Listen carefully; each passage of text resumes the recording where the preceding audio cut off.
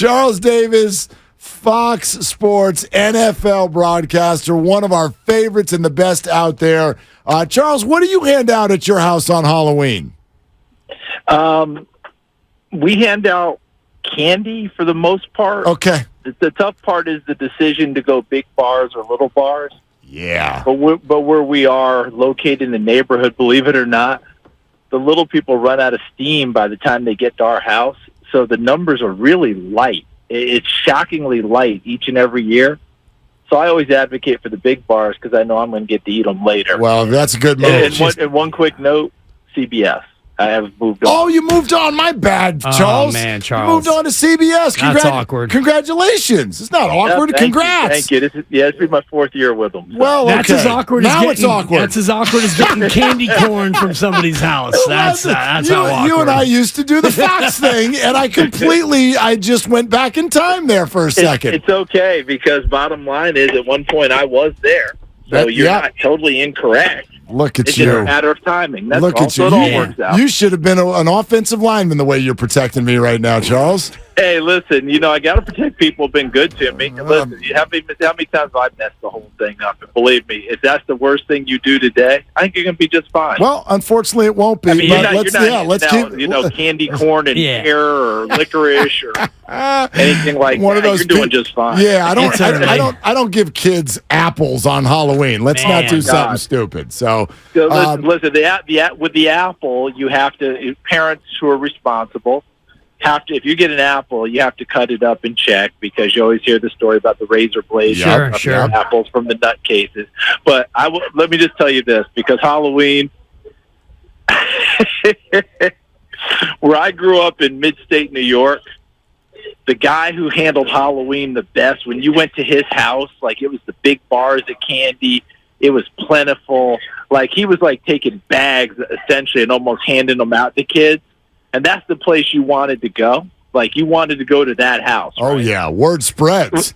Well, guess what? As it turned out, I'm sitting there as a kid watching the news, and it's the nightly news, and there's a picture of chairs overturned and tables and bodies laying in a restaurant. And there'd been a hit in New York. And one of the 5 families of New York had been hit. And the head of the one of the 5 families was dead, and they popped up on the screen the new head of that family. It was the guy who handed out the best candy at Halloween. Wow! Oh my gosh, man! This is one of the greatest things I've ever seen. I remember sitting there, jaw agape. Yeah, I was old enough to understand, like what? And then I looked at my dad, and I was like, and I won't use his name on air, but I was like, Mr. Blank, and he goes, yeah, good candy though, huh? Oh my gosh, I'm gonna give you a Snickers, but you owe me. He was the best though. Like he was the guy that everybody's like, man, he is so cool, he is so great, he is so wonderful. And it wasn't just a candy; you'd see him in town, nicest man you ever met in your life. Man, they popped his picture up, and he was the new head of one of the 5 families. Like literally. When we do The Godfather and all that, if you do the history of it, there literally are the 5 families of New York City. My gosh! And so the next year you go up there to trick or treat, and he's giving you veal parm, right? I mean, it was the most unbelievable thing. And by the way, he had these beautiful nieces that were at school. No one dated him. Oh, you're damn right. Nobody was that crazy. Oh my gosh! Because in high school, the breakup was almost inevitable. Yeah. And once you sat a person down who had interest in it, like, hey, that's cool and all, but if you break up, yeah. Oh man, yeah. He was making each kid an offer that they could refuse. Is what happened. Charles Davis on CBS.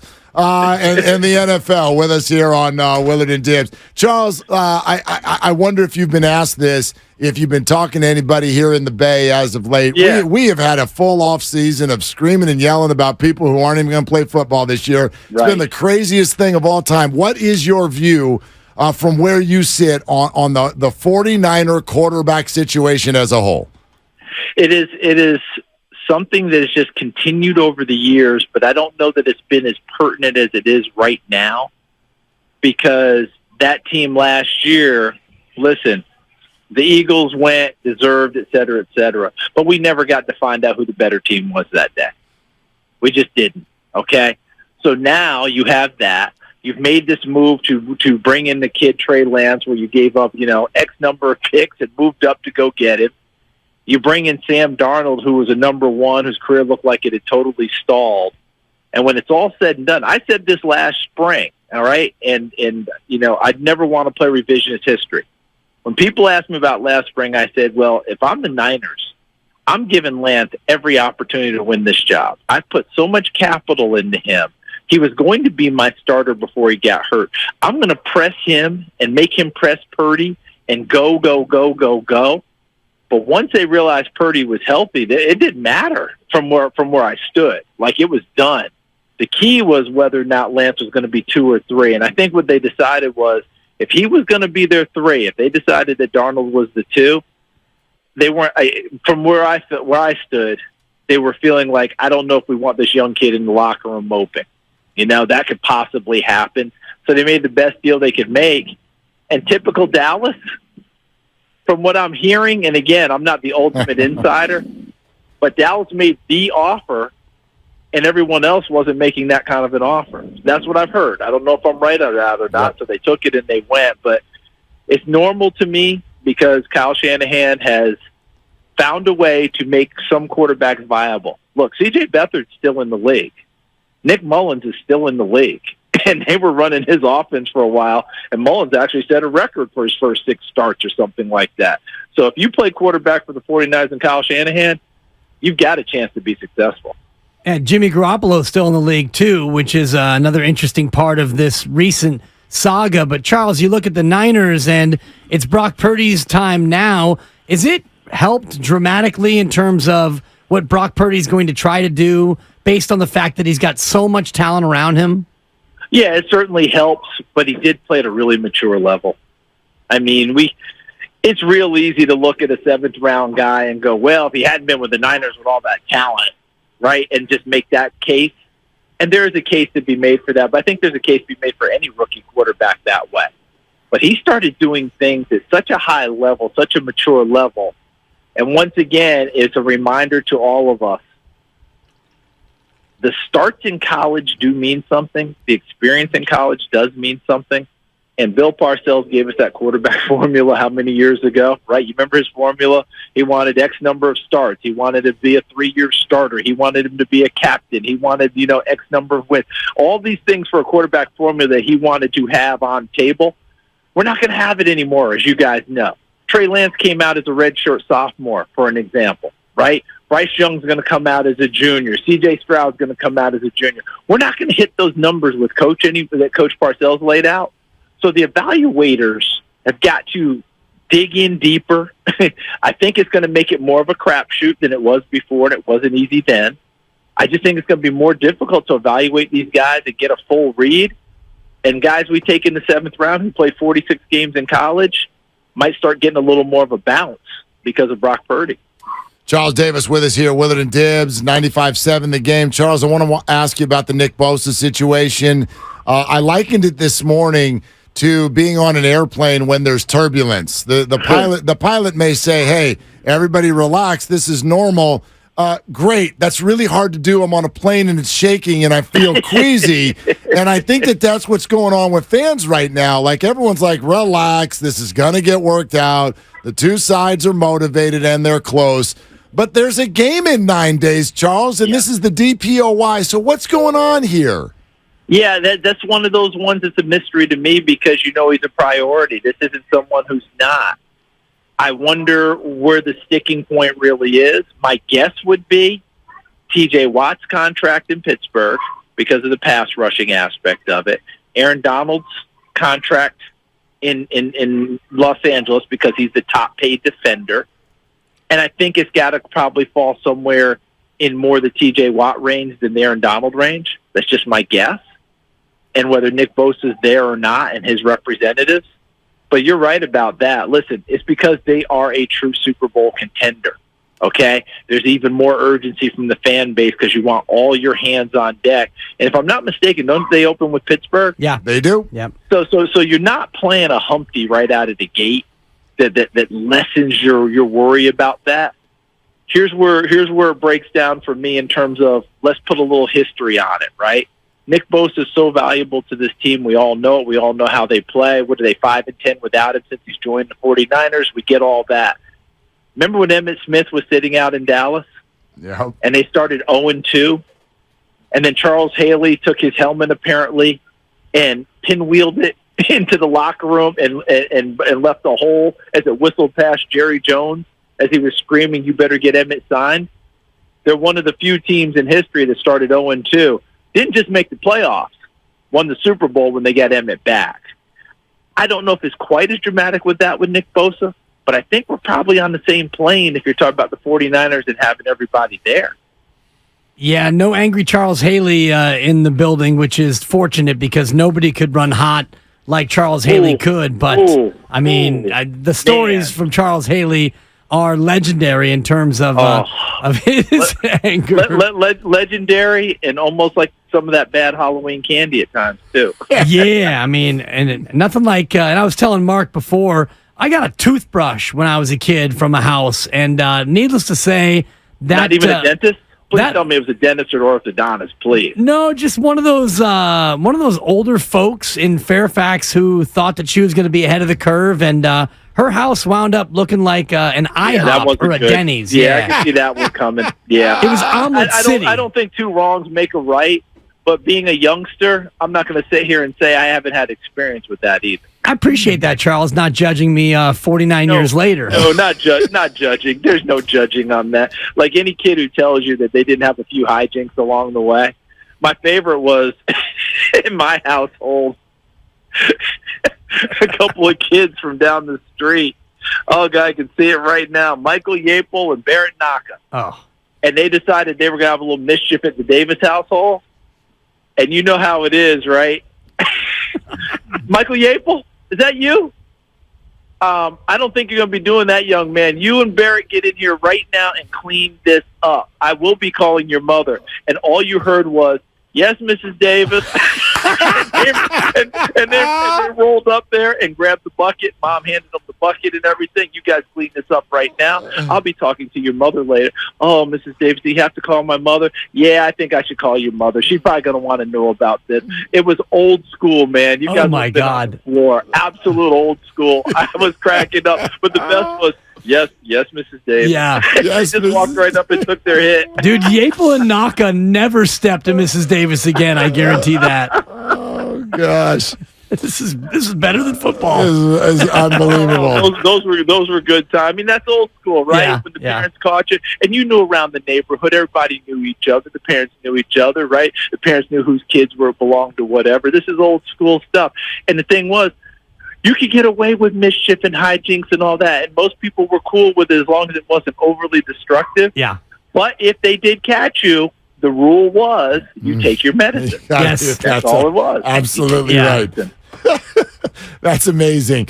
Charles, you know, the comments you just made, and I think we all share the feeling with the surprise, if you will, that Bosa and the Niners have not been able to agree. I just saw this quote from Travis Kelce, who made a plea to his teammate, Chris Jones, who's holding out in Kansas City, quote, "We need you bad." And I find it interesting because I think fans usually in this case go, "Come on, Niners, if he only wants $4 million, give him the $4 extra million." They always side with the player. Kelce sounds like he's sort of maybe siding with the team. Without knowing the numbers, can you look at a situation like this and sort of point to one side as who's maybe holding it up? Hard for me to do it without knowing who said what behind closed doors. Did Joey Bosa's crew say this is the number? Right? There's an old movie that still Sylvester Stallone was in where he was playing a Jimmy Hoffa type character, and he was negotiating, and he kept saying the number is 6. And they wouldn't come back with 6. They would come, 4. The number is 6. And then finally, for 2 scenes later, "You guys wanted 6. I got you 6. So that was the deal. He won the negotiation. I don't know who put the number down. right? Where is the number and where we're trying to get to? Is Joey Bosa wanting to be the highest paid and go past Aaron Donald? If so, I'm sure they're going to have an issue with it. Chris Jones in Kansas City. To me, if I'm Kansas City, and again, you know what they say about OPM, right? Dealing with other people's money, you shouldn't, but here I am doing it. Kansas City, I say, hey, Chris, here's the deal. You're not getting Aaron Donald money. Aaron Donald is Aaron Donald is Aaron Donald, but you're pretty damn good. Quinnen Williams just signed for the next number at defensive tackle. How about Quinnen Williams' money and a taste more because we love you? Can we get it done? That's kind of where you're going with that. I don't think that Travis Kelce is siding with management by saying come in here and do it. Travis Kelce's siding with history. He's siding with wanting to get to another Super Bowl. Right. He's siding with wanting the dynasty to continue. And that defense is built to play with a 14-0 lead, but he is their pass rusher. Charles Omenihu, who they brought in, is a nice player, but he's going to miss the first 4 games himself. Or on suspension, or maybe 6, whatever it is. He's suspended. He won't even be playing. So who's your number one pass rusher? George Karlaftis, the second-year player out of Purdue? Is he going to give you 15.5 sacks like Chris Jones is going to do? That's the question mark that they have. They are used to playing like Peyton Manning's Colts. And without the big dog there, without the guy that makes everyone else better around him, who creates rubble, and last year in the playoffs finally broke through and got his sacks in the playoffs, sacks in the Super Bowl, Kansas City's not the same team. And that Detroit team coming in on Thursday night, that's a good football team who has to prove itself. Because right now they're picked to win their division, but they haven't been to the playoffs since, God, I mean, I can't remember, a few years ago with Jim Caldwell. Yeah. But they haven't advanced since Barry Sanders took them to an NFC Championship game in 1991. So that's what the issue is with that team right now. And they're dying to prove themselves on the grandest stage against the number one team in the league. And without Chris Jones, does it turn into a shootout? And normally Kansas City has more firepower than anyone. Did you see Detroit play offense last year, the second half of the year? They can score points. This could be a very entertaining game. I really think Kelce's not saying I'm with management. I think he's just saying, Chris, Pat's here. I'm here. Excuse me, I better say Patrick before his mom comes for me. Yeah, man. Patrick's here. I'm here. The team's ready to go. We've been to the Super Bowl, twice in the last 3 years or 3 times in the last 4 years. We've won 2 of them. Dude, let's go get another one. Let's get history. That's what I think Travis Kelce's telling Chris Jones. Let's go get history. Because Kelce's not the highest paid tight end now. All right? Yeah. Hockenson has now got that. But have you heard Kelce be upset over it? No. Patrick Mahomes is not the highest paid quarterback. He wants flexibility for his team to win ball games. I think that's what Travis Kelce's telling his guy. And bringing that back to the Nick Bosa conversation, and the Niners haven't won the Super Bowl since your mom was running people off your front stoop. It's been almost that long. Can the Niners really be a Super Bowl contender even in the early going without Nick Bosa? I think things can fall in their direction. They can find a way to win games, but let's face it, when we get to the cauldron, when we get to the pressure cooker, the guy who can get sacked even when he's being doubled and sometimes triple teamed, the guy who can create that kind of havoc is necessary when you get to playoff football. Because playoff football, as you guys know, instead of being able to play full court, fast break, press and run, all that, it becomes a half court slog in most cases. Every possession, every snap becomes way more valuable. The game slows down. There's more emphasis on each and every snap, and you're playing almost half court, and Hubie Brown's calling sets for Bernard King late in the ball game and trying to win the ball game that way. That's how it works. And by the way, you better have those guys who can finish. Kansas City has them on offense with Kelce. All right, Mahomes to Kelce. On defense, their finisher's Chris Jones. They got to have him. Who does San Francisco need as their finisher? Nick Bosa. There it is. There it is. Charles Davis, so much fun to have you. Football and Halloween stories all at once. And if I've learned anything, I think for the first time next month, I'm going to go full-size bars at my place. I think we're doing it. Listen, are you getting the amount of traffic I'm getting? If you're getting that little traffic and you go for full-size bars, just remember, then you're probably thinking gray sweatpants with a drawstring because things are going to start to happen around the waist. Right. Believe me, I am visible evidence of it, okay? It's drawstring season, is it not, Charles? Here comes football. I'll leave you guys with this. One of my old coaches told me once, hey, Davis, If you're wearing the gray sweats each and every day with the drawstring, yeah, Coach, you've just given up. All right, guys. All right, there it is. Charles, thanks, brother.